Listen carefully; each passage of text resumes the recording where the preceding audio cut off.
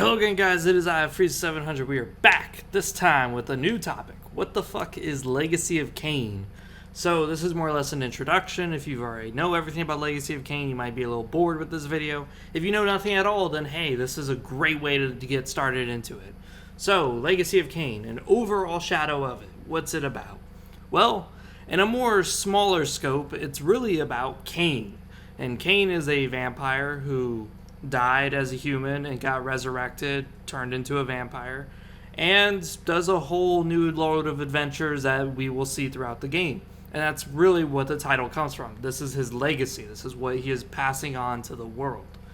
It's a very interesting series about Kain because Kain is a bit of an anti-hero. So for those of you who like dark heroes like, I don't know, Batman, or maybe even Deadpool, and you might like Kain to some regard. He's not as silly or witty as Deadpool, but he's definitely as dark as Batman, definitely as gritty and nasty as Deadpool can get. Like, if you like it when Deadpool just whips out his gun and blows the guy's brains out just because he feels like it, Kain will definitely do that. Difference is that Kain is not a humorous type of guy. He doesn't really try to be funny. If anything, when he does make jokes, they're more like offhand comments. It's really fascinating with Kain. He's a little insane. And, well, as a character, I would say he's a very well fleshed out, developed character. It's really awesome to see him. He's always very Shakespearean dialogue. You're going to hear a lot of really awesome dialogue from him. Talking about morals, talking about time, talking about the concepts of reality. It's really fascinating character design, which I will really love. Besides that, though, this world is called Nosgoth. Now, Nosgoth is essentially, we haven't seen the full world, so we're not too sure if Nosgoth really is the whole world or if it's just the name of the continent. More likely than not, it probably is the whole world, just because the developers never cared to make anything explore past it. So, Nosgoth, some important features to note. So Nosgoth actually takes place through several periods of time. So this is kind of something that's going to be a lot more reminiscent of Warhammer 40k in some aspects. Is that some books in Warhammer 40k take place in 32k. Some books in Warhammer 40k take place in 41k. So again, the time is very crazy. You know, you could be back in time, then read the next book, and boom, you jump a few thousand years in time. You see the differences between the Imperium and Warhammer 40k during certain time periods. Nosgoth is very much the same. So there will be moments in the games where you travel back in time 500 years and you see what the world was like. There are times in the game where you jump forward 2,000 years and you see what the world is like. So there will be differences in Nosgoth's locations. There will be differences in Nosgoth's history. History is a big one that's going to change throughout time too. So history is going to be rewritten in this 4 times. That's right, 4 times history will be rewritten. Now, is it groundbreaking how much it gets rewritten? Some of them. Some of the timelines are huge, totally different. Other timelines are not so significant. Some timelines are very similar. The only minor thing may be just person A didn't kill person B, and that's it. So when it comes to the whole idea of time travel, is actually really well done in this game. You see the effects of time, and you also see slight, very small changes that, of course, if you have traveled from the original timeline and you traveled into these new timelines, you would see it, and you would be like, whoa, this is a little different. But in the end, the end result is still the same. So that's the one thing I like about this game, is that if you like time, if you like to study time, you would know time is a little bit more resilient than what people make it out to be. People always believe in this butterfly effect, that if I go back in time 20 years and kill some guy who may have been my father, boom, I'm no longer existent. Not necessarily. I could, because time is much more resistant than that. I could still exist, just maybe my nose looks a little different because I get a different father. Besides that, I still look very similar. That could happen. This is exactly what Legacy of Kain is more or less striving for. The only time that you could really change the time period is if you do something that's so ridiculous, so hardcore, that it's a paradox. There's no way it could happen. This is when time changes. This is what you'll see a lot in Legacy of Kain series, is that if two guys are fighting and they end up killing each other, that's okay because someone else can always take his place. So in the end, you didn't really change anything. But both guys are fighting with the same weapon, and it's a very unique type of weapon. That could cause a time distortion because these two weapons shouldn't be around at the same time. It can also cause a few other things. It could cause it where the people nearby may just become irritants to the time period, because now they're going to always recount how these two guys use the same sword, which would be totally impossible. So when time gets interrupted like this with such an irreplaceable way for it to get around and reshuffle the time period so that way it makes a new timeline, it actually does talk about in the game where if you cause a severe enough paradox, then there's two options. It will either reshuffle time, causing a new timeline, or it will eliminate whatever it was that caused the irritant to begin with. That is something that I would love to see explored in future developments of the games, but that is a very fascinating topic because I think it would be more realistic to what we would see in time. So if we ever did develop the period of time travel, and we did go back in time, maybe kill 20 people and come back, we'll be like, wow, nothing's changed. I thought a butterfly effect would happen. No. Time is far more resilient than that. And that's something I love about Legacy of Kain. Now that we're done talking about time travel, because I think it's fascinating the way they do it in the video games of Legacy of Kain and the comics, now we're going to talk about something that's actually really huge. The 9 Pillars of Nosgoth. Now, the 9 Pillars are a very key thing in this whole universe. The 9 Pillars, what are they? They control the 9, I would say, fractions of Nosgoth, the 9 states of reality. In order for you to have a world that exists, you'd have to have these 9 things. And what are they? Well, here we go. First, we start with the mind. So, there's a pillar dedicated strictly to the nature of your mind. This could be stuff like emotions, anything. Then there is the pillar of dimension. And dimension is going to be more around the varying realms and dimensions that exist. After all, there is a demon realm. And that realm doesn't get affected by anything that happens in Nosgoth. Then there's one of conflict.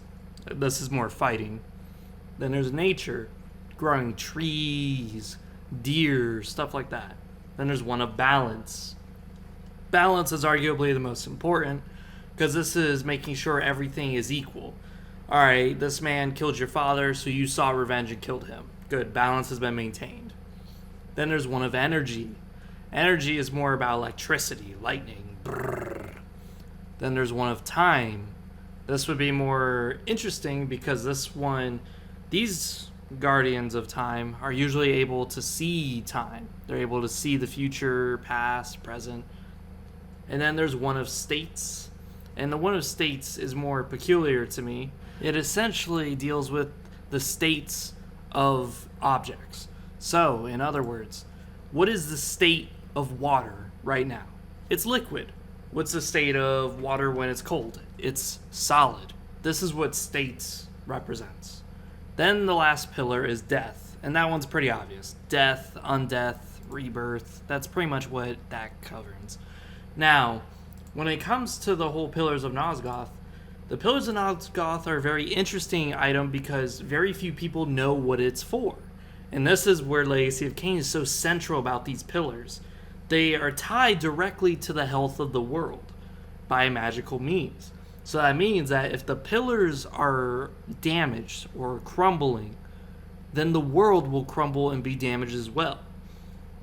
Now, if the world gets damaged, do the pillars get damaged? No. Instead, the pillars usually heal the world and keep it prosperous. This is something we see in the very first game, Blood Omen, is that the world is very prosperous and thriving. There's a lot of trees, there's a lot of monsters, there's a lot of everything. The world is healthy. But when you see in Soul Reaver 1, is that the pillars have fallen over 2,000 years ago. So what's happened? Well, the world has decayed so badly that there is no vegetation, there's barely any wildlife, humans are barely holding on, there's just cracks and ravines everywhere, everything's mountainous, everything's crumbled and decayed. So the Pillars of Nosgoth are very important, very vital to the health of the world. Now, there's something interesting about it, is that the Pillars of Nosgoth determine who their guardians will be upon birth. So what that means is that each pillar has one guardian assigned to it. And that guardian is able to harness whatever facet of the pillar he is governing. So if I am the pillar guardian of death, I now control death. And I'm given immortality, longevity of life. I can die, though, however. I can be slain. And this is where the pillar would turn, in the moment that I die, the very moment I die, someone else is born and they will be chosen as the pillar guardian. Now, does this show as like a giant beacon of light? No, it's very, I would say, low key. It's very down and slight, just tap of fate and boom, now you're this guardian of whatever it is. It's a very fascinating idea to me because the pillars hold a much darker secret as to why they exist. And this is something that I will delve into later videos, but the pillars itself exist for a much grander purpose than just tying the world and making sure the world is healthy. No. There's more to it. That leads me to the next topic. What happens when the pillars are hit by magic or hit by a meteor or anything like that? Nothing. The pillars are tough enough and their magical beings are able to stand the test of time. What happens if all the members of the Guardians get killed? Nothing. New Guardians get reinstated. Now, what happens if all the Guardians get killed except for one? New Guardians are born and get instated. But that one guy who's still alive, he still stays. There's nothing really to it. Something that's very fascinating that they don't really explore too much in the game is that all the Pillar Guardians are actually mentally linked to each other. And this is something I think is very awesome and very fascinating. So when one of them dies, they kind of understand who. And when a new one's born, they kind of know where the hell he is.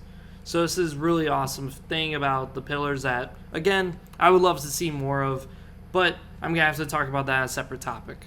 So next up, the races in Nosgoth. How many are there? There are a lot. There's so many, it's hard for me to tell you how many.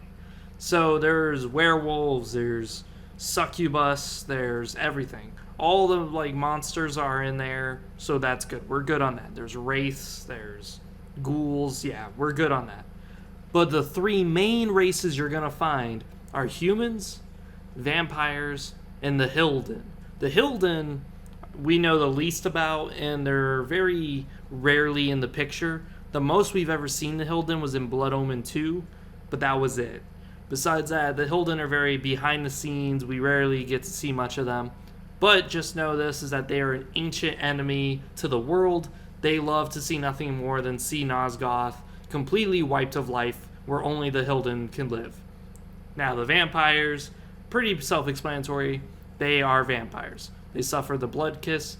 They do get hurt by by the daytime when they're young, but when they get older, they mutate into these weird, grotesque-looking beings. So in other words, what you'll see is you'll see them with wings, or you'll see them where their skin is no longer white anymore. Their skin may turn green, or it may turn brown.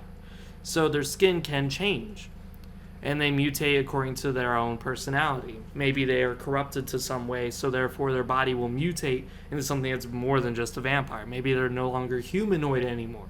Maybe they'll mutate into a giant spider. This is something that can happen to a vampire if they're per se corrupted, or they're just a very interesting individual. But then there's the humans, and the humans are very interesting because throughout time, when you travel through Nosgoth, you'll see a big thing with humans. They will take up crusades against vampires. They'll take up arms against monsters.